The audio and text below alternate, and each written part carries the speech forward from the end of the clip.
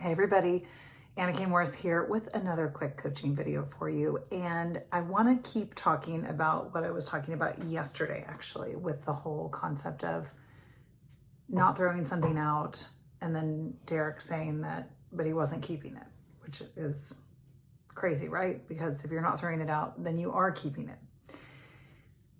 However, the intention, right, to like actively keep something is different than just not throwing it out. So I want to talk about why we don't throw things out.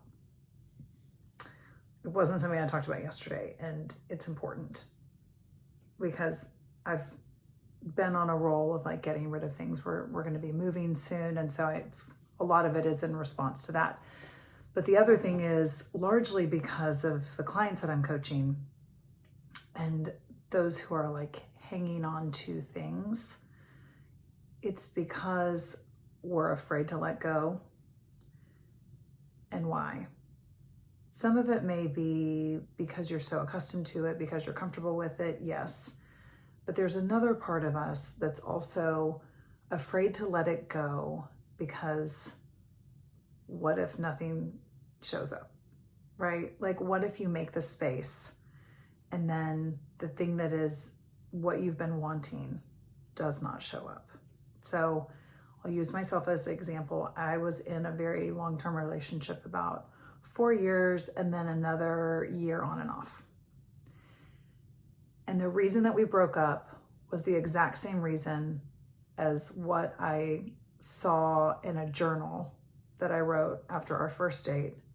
And then, oh, by the way, this was before I was an avid journaler.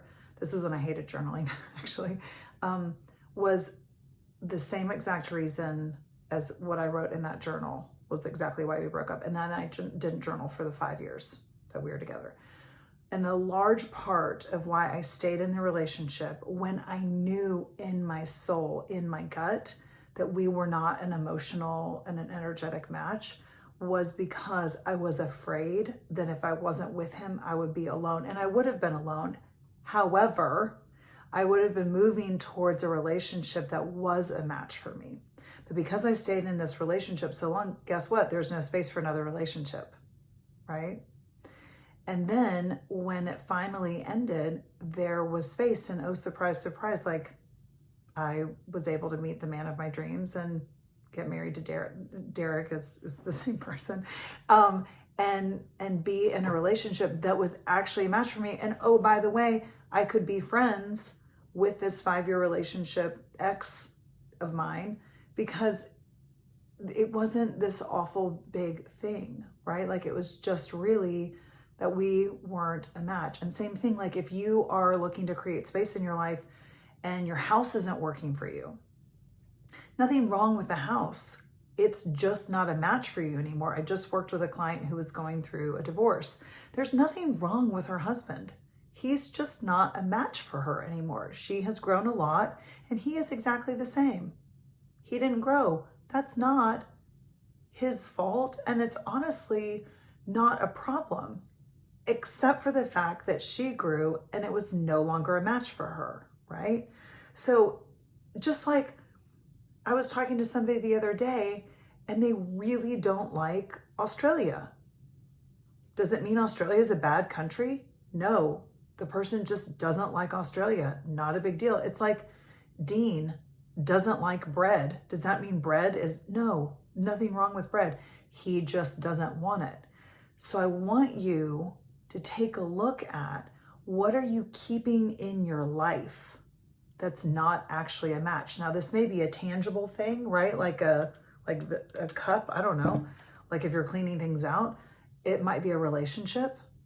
We're going to get to that in tomorrow's video because I'm going to be talking about friendships and timing and seasons, reasons, lifetime, things like that. So stay tuned on that. But you want to have a life that is energetically a match for you. And I don't mean the you that you think you should be or the you that you used to be. I mean the one that really feels aligned with you right now and who you're becoming. And not everyone is going to be along for the whole ride. And there's nothing wrong with that. It's like, I was with a group of girlfriends the other night. We were talking about units. If you're younger, you won't know what I'm talking about, but if you're in your 40s or 50s, you'll know what I'm talking about. It was this like fad line of clothes, and they're units, and they're like, it could be a skirt, it could be a dress, it could be a cummerbund, it could be all these different things. Not a problem. They didn't stick around. No problem. It was a season of times that we wore things called units, right? Just like the cat eye sunglasses, like I know that they're back.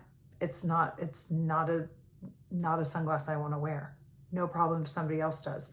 So think about the things in your life being a match for you. Do they make you feel good? I've been looking at some clothes in my closet and I'm like, I know that they're my colors. I know that they might even look good on me, but some of them honestly just make me feel bad.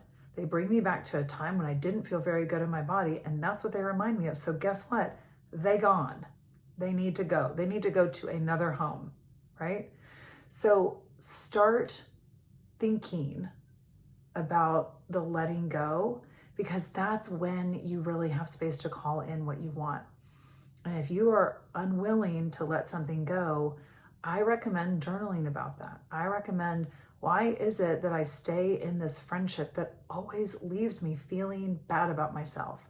Or why is it that I keep this job that I know I don't like? Is it because I think I can't make money somewhere else? Is it because I think I can't actually do what it is that I want to do, right? What are the stories that you're telling yourself? Bring that to the pages. Okay, I love you.